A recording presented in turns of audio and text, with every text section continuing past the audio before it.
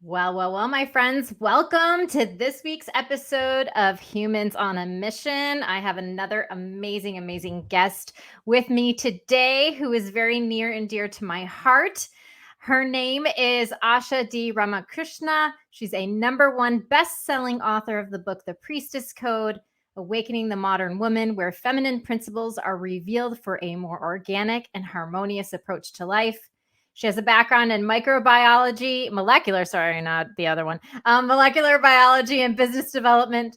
She breaks all esoteric teachings into practical, logical approaches to living. She's a minister of spiritual peacemaking and incorporates philosophies. These are my faves right here: Feng Shui, karma healing, human design, and she has many more to bring to share. She's the founder of Dharma School, which she'll tell us all about today, which is the modern priestess school and sacred commerce program. She's originally from Venezuela and is part Indian, and she lives in Harvard, Mass with her family. Welcome, Asha. Hi. Hello. So good to see you. So I have to say, #1, I love your earrings. we share the love of earrings for sure. But I have to say is I'm very excited to have you here on the podcast today because Asha's very near and dear to me. She aside from being such an amazing friend, she has been my coach from business to spirituality and mentor. And I totally look up to her. So whatever she shares today is something that I believe that you all will want to continue, certainly to stay in contact and learn from her words. I mean, oh my goodness, I could keep going. So welcome, Asha. I'm so glad that you're here. So we have so much to talk about in such a short period of time. I swear I know we're not going to get through it and there's going to be more to this. But what I wanted to do was kick off really just by starting and sharing the Asha today. Who is Asha today? What does the world need to know about you, right? You're like, whoa, how long is this list? But the Reader's Digest version. All right. You know what the succinct answer is, I'm a really ancient soul that is finding her way back home to herself. Oh, that's so beautiful. That's so beautiful. And we're going to talk a little bit about your recent trip, certainly to Egypt and what that was like. But I want to dive into a little bit of the gifts right now that you're really sharing in the world. Certainly, we are at a very interesting place globally. And I know that you are on a mission. And what is that? What do you feel right now it is that we need as a world, as a collective? And what gifts are you sharing with all of us to support us? I think it's that coming home to ourselves, obviously we've all been through so much. And at the end of the day, I think what is the most important thing? The most important thing is for people to reconnect back to their soul, their higher self, and spirit. Because we've obviously had this like over fixation of the body, of the ego, right? And those things are important. Like, I'm not that kind of person that says you got to like let go of the body, let go of the ego. I think those are really important pieces to bring online. But how do we connect to what is actually beyond what we see, feel, and touch, right? What is beyond that? And what is it that each of us is here to heal so that we can evolve to the next phase? So I'm looking at it less about like this lifetime and more looking at it as like, how do you evolve yourself so that you can come to the next place of your own soul evolution, right? So when you think about, who you're coming in contact with, the souls who are coming near you or who are attracted to you, who are these souls today? What are they? Are they needing exactly what you're sharing? Is there more to it? What kind of support do you see that they need? I mean, I obviously get people that are in all kinds of different places in their life, right? But what I'm committed to at this point in my life, after decades of doing my own personal work and decades of supporting people, is that these are the people who are connected to me are not new people to spirituality. Mm-hmm. They're people who are thriving in their own right, who have done healing in their own right, who are creating a ripple effect of something. Mm. Like there may be, they may be creating a ripple effect at home. They may be creating a ripple effect in the companies that they run or the companies that they're a part of. And they know that they influence those who are around them. And that's who I love to come on board with me, because then I know that it's not just like a one-on-one. It's actually going to be like the more that I facilitate you coming home to yourself, the more you're able to do that for the 20, 30 people that you work Yeah.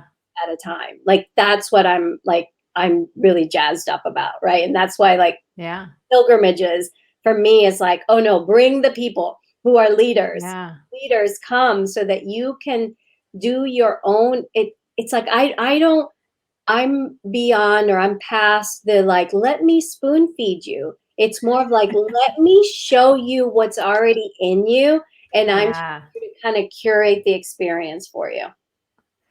That's so beautiful. And I think I always think of you as someone who, takes you into ceremony, right? Takes you on a journey, is the guide, through these different experiences, connecting back to soul, and that facilitator of that, just by your presence. I think that, and for those of you who are listening and not able to see this video, I hope that you hear it in Asha's voice, just how powerful it is and how much presence that she has. But if you get the lovely privilege to be in person with Asha, you'll feel the energy that she brings, and I can definitely feel that. And I'm certainly dying to find out what's happened since your recent pilgrimage. So let's dive right into that, right?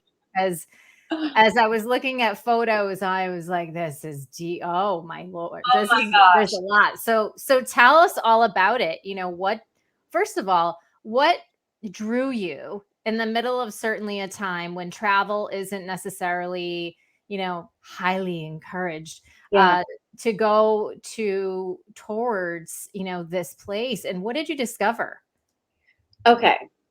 First of all, I was supposed to go in 2020. So the trip was scheduled before, and I had signed up for this in 2018. And I don't know what called me. It just was a strong calling. There are places that I call soul home. I would say Bali is one of those places. And I would definitely say that Egypt is probably one too Yeah. now. And I don't know that I was looking. I don't know what I was looking for. I just thought it sounded cool. It sounded like something was calling me there, and it kept popping up, right? So it was like, ooh, okay, pay attention here. And so I was very apprehensive to go, obviously. But I kind of took my own measures, like what felt comfortable to me, and asked the questions of safety and all of that good stuff. Yeah. And I went, and I trusted, and I messed up. What do you mean you messed up? Mask. Why word? Oh, okay. You masked up, not messed up. Okay, I get it. I get And it. and I had my own little side adventure too, and there was definitely like, oh my God, I have not changed since I was in my 20s. I am still taking like crazy risks. Like, who am I? Why? But somehow spirit always keeps me super protected. So I'm grateful for that. And what I found was this mystery that unfolded temple by temple, moment by moment, and this incredible activation that came out of nowhere. And I I'm like speechless from the experience. And now being back and diving so deep into research, diving so deep into learning from people who know this mystery, who've known this mystery for longer than me, it's like I just keep peeling the layers of this profound revelation that happened there. And I mean, immediately I had this sense that I wanted to bring people there, but you know what? I always like ask the land for permissions. I asked Sure. the person who took me there, like, are you cool with this? if I bring people. And everything was like, yes. And within a week, there were like 12 people that wanted to come. And so we're going to Egypt next year.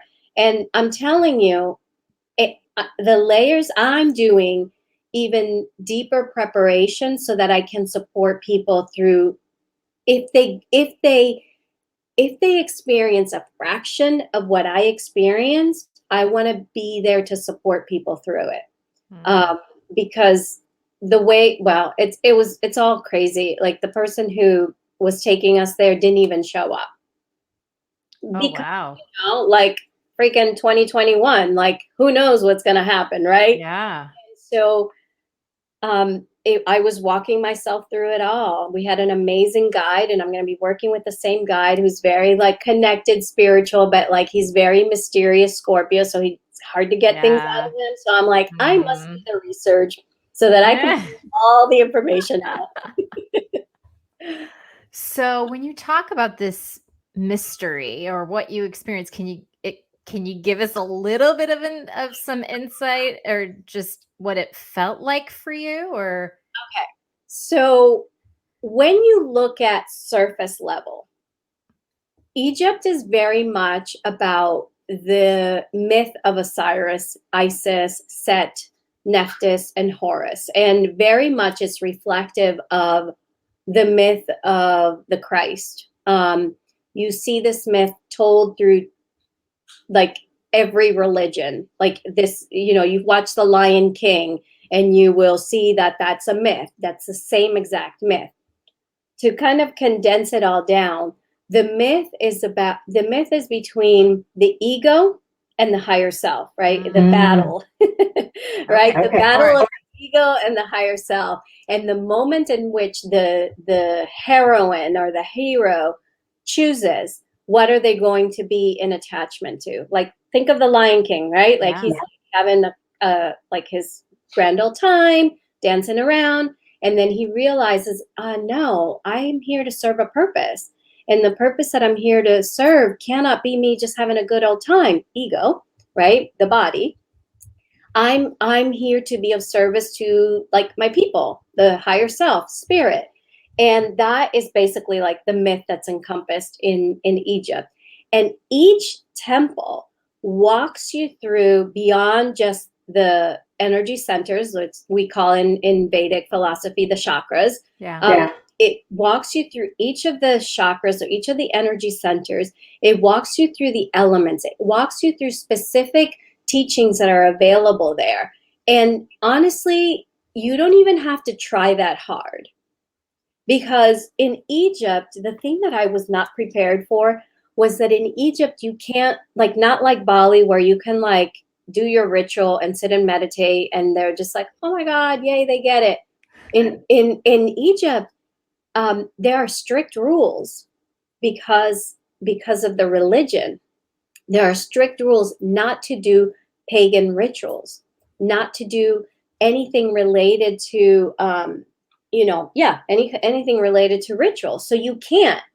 And the way in which you receive, the way in which you transform is very innocent. I mean, for me, it was like I just like touched every wall, and like just like I knew that all I wanted was first was to make an offering in whatever way I could, simple, water, a piece of incense, like anything that I could just like make that offering as a thank you, and then be in reception of whatever it was that temple and that spirit had for me. And yeah, it looked like me touching walls, and it looked like me, just like doing little mudras, but you can't like be like, oh, like you can't do any of that there. Wow. You can't. Like they just are like, shake you down, and like that's just not what's going to happen. So in a year from now, you're going to be taking your own group September next year. September next year. So did you say all those spots were full? They're not. Yeah. We have, I think, 5 spots left. Yeah. Okay. So at the end, when we share information about how to reach out and connect with you, that is where, if you are interested in going with Ashana, obviously you can do that. Wow. So let's shift gears a little bit. I'm still kind of caught up in what you just said. To be honest, I'm still catching up with I'm my experience. I'm sitting here saying, wow, we could talk probably all day about what occurred there. And I have to say, even though I wasn't there, I felt so much energy coming from the photography and the imagery that you shared. And I could really sense this full immersion into the land, the space, the receiving of whatever was there, which I thought, wow, this just seems like it's just such an amazing experience. And so thank you for sharing for all of us, obviously, who weren't able to go. Like I was like, I don't want to be that obnoxious person that's like No, traveling. be that obnoxious person. But then it's like the feedback that I got was like that people received a transmission from the images. I just they were very I'm just sharing with you, they were very powerful. I felt it myself. And as someone who definitely connects with Egypt a lot, and it was the very thing that I studied when I was a kid, that I really, really connected a lot with the background and the hieroglyphics, and really just kind of understanding everything. Of course, being Greek, there's a lot of connection, and so it's certainly really powerful. I used to draw Nefertiti, like to be honest, as a young girl. So there's definitely something there. Yeah. So amazing, amazing. So shifting gears a little bit, because I want to talk about one of my favorite tools, human design, which thanks to you, I have been shocked and my life is completely changed.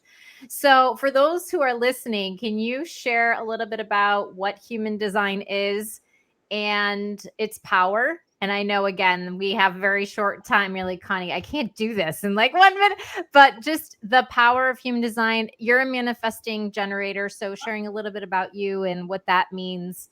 And for those of you listening, I'm a projector, and I'm a 1-3 splenic projector. For those of you who would know what it is, but if not, all right, I'll shut up now so you can you can share about it. I'm a 4-1 manifesting generator. And so what does that mean? So basically, human design is a synthesis of Eastern, Western astrology, I Ching, the Kabbalah, the quantum mechanics, the Hindu chakra system. And it's this combination of all these things. And what I love and appreciate about it, and first of all, I'll say I found human design 15 years ago because I have a reflector daughter, and they are like 1% of the population. And basically, I was like, I don't know what to do with this human. And someone said, have you heard of human design? I was like, no, but bring it, right? Yeah. Like that's where you are when you're like, help me.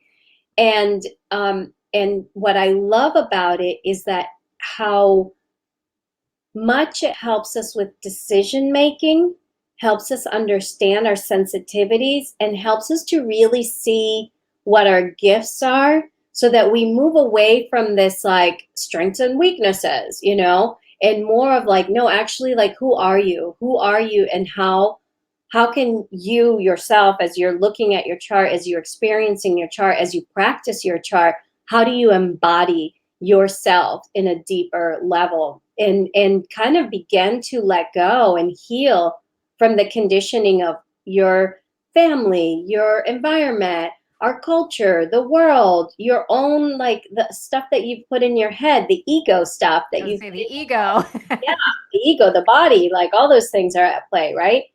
And that's what I love about it. And then it began as a family tool, then it moved to a personal tool, then then now it's like I teach people how to help other people to know their own charts, right? So I love it so much, and I also want to honor the foundations of where it comes from, right? The I Ching, is sacred teachings, the Kabbalah, the Hindu chakra system, and astrology also. As you know, I use the foundation of astrology as an entrance point to better understand your human design.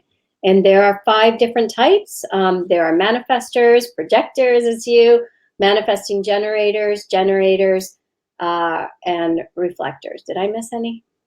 No, that you said generators, yeah, there you said them all. Yes, we're all here. We're all here to cause a ruckus. No.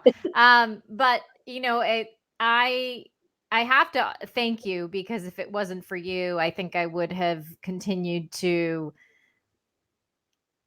burn out and burn out and burn out, although it still happens, but I am able to take care of myself in a different way through rest and really perception of accomplishing things, certainly wouldn't have happened, I think, without this understanding, of this amazing, amazing, tool. And, it certainly changed my life. And I love seeing it change so many others' lives. And you do this with so many. So just wanted to share that a little bit, because you are my guru, I always say, in many ways, to go to for that. So, which brings me to my favorite part that I want us to talk about here, which is the book, The Priestess Code, which is Awakening the Modern Woman. And I love the story of how you actually received information to write this book, which is a wild story. So tell us about how this came to existence. I know. It's like one of those things that you're like read about and you're like, that'll never happen to me, but it'd be really cool if it did. And it did. And it was 2008, I want to say. I was, oh my gosh, I was in such a like point in my life where I had just left my corporate job. I didn't know what I was doing, like two little kids, like, do I want to stay married to this person? Like all of that. And nothing big, right? Not at all. Yeah. And I was really dedicated to meditating and dedicating to serving people. And I was running these like personal growth. It was called Reclaiming Your Power. And in one of those moments of like getting ready to take a shower so I can go pick up my kids, I heard in the shower, hold these principles to be truth and to live by. And I was like, what? Like I looked up at the ceiling, like, what is happening? Grabbed a towel, like water dripping everywhere. And I'm like, just wait, let me get my notebook. And I get my notebook. And then I just start writing what Download. what I heard. And oh my gosh, I remember looking at them after I wrote them and I thought, these are really nice, but I don't live this way. And so I knew that it was for me to explore, how do I embody this way of living? Like, what does that look like? So it sounds like, since you wrote this, or since you've put this out there, it sounds like you've been led and embodying these principles and really sharing them, which, certainly then connects you to Dharma School and Modern Priestess School and lots of things. So tell us a little bit about how, these principles, or tell us really all about what is Dharma School all about? So Dharma School is really the house, the embodiment of all these teachings, including the Priestess Code, because these principles are more yin in nature. Maybe some call it feminine. And to me, it feels as though we're in a time of balancing the two, balancing our yin and our yang. And Dharma School is Modern Priestess School, which is a school for priestesses that are modern. Duh. And Sacred Commerce is about shifting our ethics and our sustainable models of doing business that involve feeling good, being wealthy, and giving back. I mean, I think, and I have to say, I think that what all of this is really bringing us into the future. And I think that those who are called now are really being part of that shift, that transformation. And I just love what this is all about. I mean, I certainly have participated, in Sacred Commerce, and really understanding that for anyone who is in business, that there is such an important component connected to the spiritual side. And that was something I had no idea about before I even met you. And then I said, oh, now I know why. And that really that changed me. That gave me personally clarity when it came to my own mission and how I show up and how I am here to share my gifts with the world. And it's really because of all of these experiences and conversations and tools. It's more than that, certainly, right? But these are, I feel like, the principles that we all need, as a modern priestess,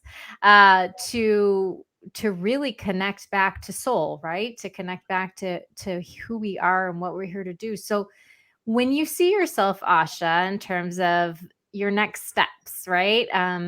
And I know obviously a year from now, there's another pilgrimage, to Egypt. What is your vision? What do you really see? What mission are you on, would you say, at this point? I am very lucky, blessed that I have these teachings.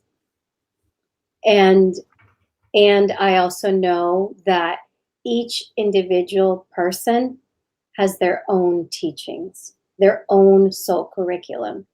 Mm. And if I could dedicate my life to taking people on pilgrimage, and I know it's a tricky time in our world to travel, but that would be like that would be heaven. If I could take you places and point you to things and have you discover your own inner medicine, that that's it. So what does it look like? Yeah, it looks like taking people on pilgrimage. It looks like bringing people into a conversation on sacred commerce, for now. And then I think Dharma School will evolve into something else. Mm. But for now, these are the kind of the two focuses that I have. Yeah. That's awesome. I really feel another book coming, Asha, just saying. Oh no. Writing a book is such a process, so I'm getting myself acclimated to the idea. So I think it's more about the deeper rooted stories in the of others, perhaps, that are going through these journeys, is what it might be, what it might be connected to. I just feel like that there, as a leader, as a manifesting generator, as someone who is really here, you're creating something so beautiful and leading people through that. I just, I'm excited to, I love watching you. So I'm excited to see what's next, certainly for you. So, oh, we could talk forever. Obviously, we have so much that we could have shared in the short time that we have together. So, how can everyone stay connected with you? How can they connect with you, stay in touch, learn more with you? Where shall they go? All right. So if there's one place, it would probably be having them get that download of the Dharma types so that they know their soul archetypes. That would be ideal. ashaisnow.com/Dharma, DHARMA. And I love hanging out in Instagram, quite frankly. So if you like Instagram, come there. And if not, find me on Facebook. But the Dharma archetypes are a way to, get a little something, and then also stay connected to all that I'm doing. That's awesome. Thank you so much for being with us here today. And for those of you who want to stay connected with me here, certainly with Humans on a Mission every week. And also you can find me at soulsync.wellness.com. And I also love Instagram, just like Asha. And you can follow me and connect there at Connie Canella. I look forward to seeing you all next week, where we dive in more into some other teachings and certainly more guests to come. So always, always, always remember to see, believe, and walk your path. And I'll see you all soon.